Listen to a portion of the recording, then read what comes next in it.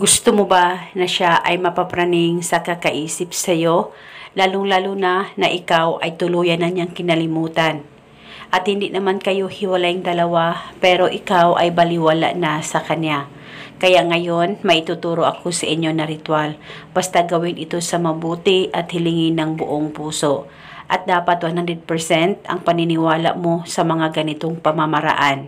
Pwede mo ito gawin sa kahit na anong araw o oras, basta gawin ito bago ka matulog. Ang gagawin mo lamang, kumuha ka ng isang basong malinis na tubig at pagkatapos lagyan mo ito ng kaunti lamang po na asin. Kaunti lamang po na asin ang ilalagay nyo po. At pagkatapos hawakan ang isang baso sa dalawang kamay mo. Pakaisipin mo siya ng mabuti. Dapat wala kang ibang iniisip kundi ang partner mo o ang target. At pagkatapos ibulong mo ang spell na ito. Pangalan at apelido. Sa kapangyarihan nitong tubig, ikaw ay mapapraning sa kakaisip sa akin.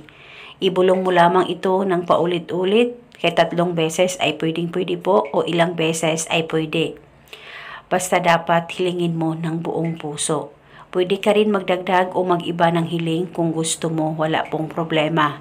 At pagkatapos, pwede mo nang inumin ng isang basong tubig at dapat ubusin nyo po ang pag-inom nito.